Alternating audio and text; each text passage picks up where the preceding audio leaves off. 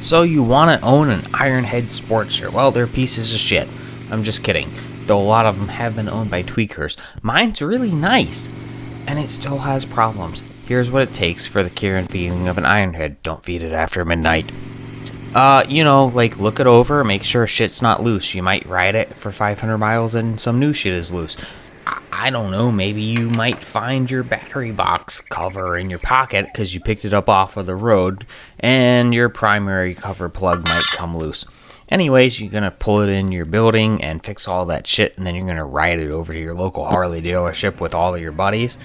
And your local red and white supporter club and your red and white will be there. They'll feed you some fucking tacos. You'll see some chicks washing some bikes in some bikinis. And you'll buy a carburetor rebuild kit for your bike. Then you'll leave with your buddies and you'll go to your local pool hall / dive bar. And Bernard sucks at pool. Watch this. He's trying to play stripes. Here he goes. Wait for it. Wait for it. My fucking 5-year-old could have made that shot. God damn it, Bernard. Anyways, Bernard will get his ass kicked and you'll leave the bar.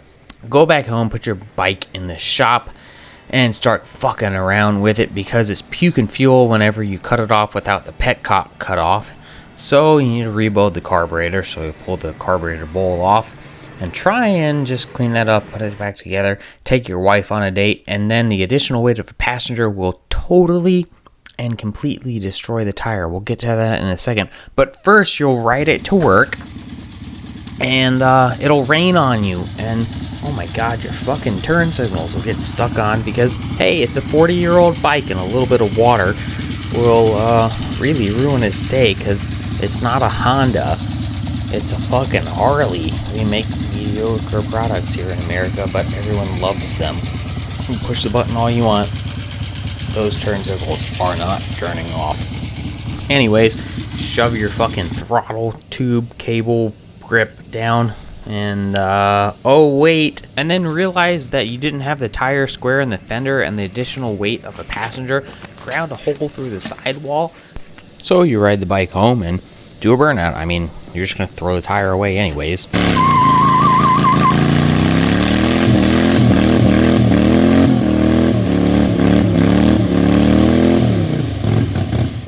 Say fuck that tire and do a big ass burnout against your house. Neighbors call the cops, fuck the cops, and then you put the bike in the shop and measure. Oh look, that shit's not right. Anyways, then you break the tire off of the wheel with your Harbor Freight bullshit. Pull the carburetor off with ratchets and shit, so you can rebuild it like kind of half-assed, kind of halfway. And mount a new tire with a fucked up valve stem. Put a new one of those in, because fuck you, Harley, that was a brand new valve stem. And now it's time to talk about the bike and the problems. So here's where I'm at with the rear tire. I don't know if you can see it in the video. It still doesn't look square in the swing arm. Kind of follow the line of the tire. Then you kind of get looking at the shocks, and everything back here seems to sort of slant from the top left to the bottom right. I'm not sure if it's just that it's not perfectly on the jack or what, but I've got my distance right there for the chain adjusters, chain tensioners. It's pretty darn even, but then you get in here and you look at your gap from the fender to the sidewall of the tire, and obviously you've got a much bigger gap on the left side of the bike than the right. I was also looking at the chain to tire gap. It's hard to get that on camera. You kind of see it in there. Maybe a little tighter than I want. I don't know. I'm not really sure where this was before. Hank, come on. Lead the way. Go. Go to the shop.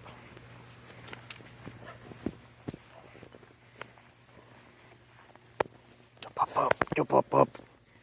I am so frustrated right now. I dropped the little link bar for the needle and seat and float assembly, and the first time I dropped it, it fell right here underneath my skill saw. And I looked around all on the floor. I thought it hit the floor, and then I finally saw it. And I picked it up from underneath the saw, and I fucking dropped it again. I'm really bad about dropping little shit. I've pulled all of this shit out. I pulled everything out from underneath the workbench.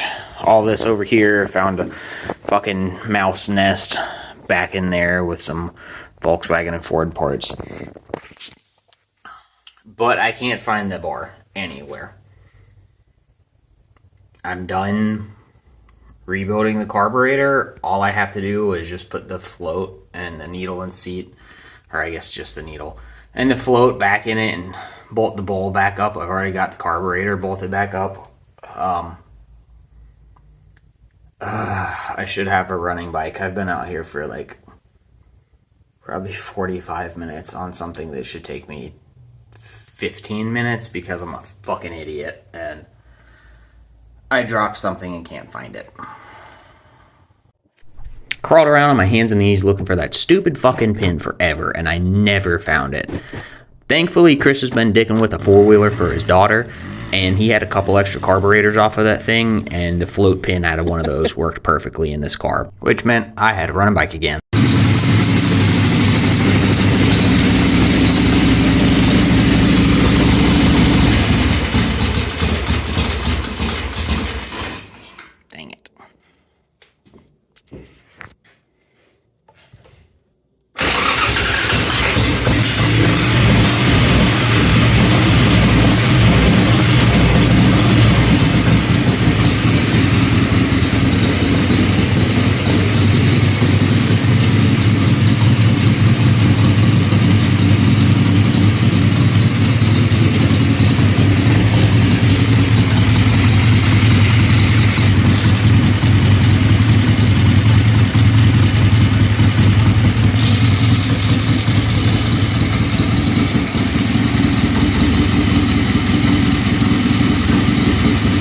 So I need to do some research about this and reading the shop manual, but I'm pretty sure the swing arm on an Ironhead Sportster is square, and from the center of the swing arm pivot to the center of the axle bolt is right at 17 inches on the passenger side,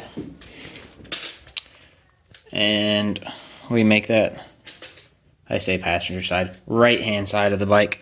We make that measurement again on this side. We're closer to 18 inches. It's kind of hard to hold it all straight with the camera in your other hand. 17 and maybe 17 and 5/8, 17 and 3/4, somewhere in that neighborhood. And I think that might be what's going on. Maybe I need to get it squared up within the swing arm and not worry so much about the chain tension, little adjusters being straight. Not 100% sure. I'm going to do some research on that. It's a learning process, people, but it's fun and it runs. Yeah. So measuring off the swing arm seemed to get it better. It's still not perfect. It's as good as I can get it. I think it's probably the best that I've ever had it.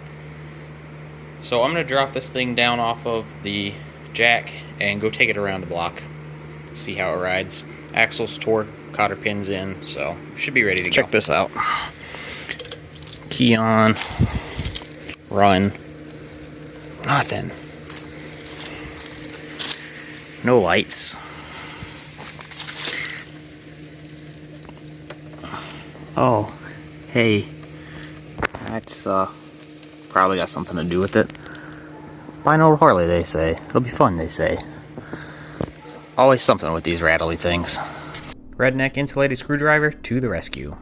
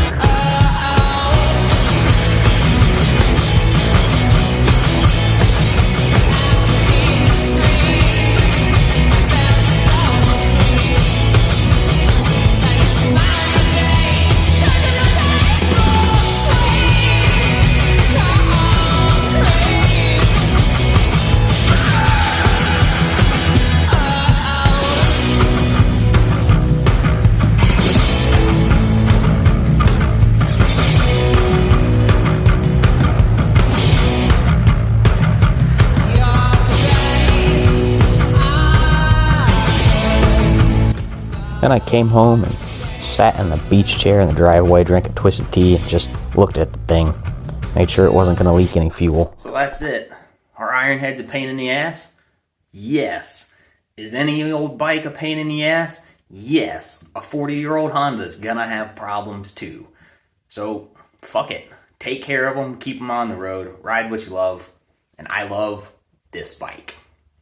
See you later.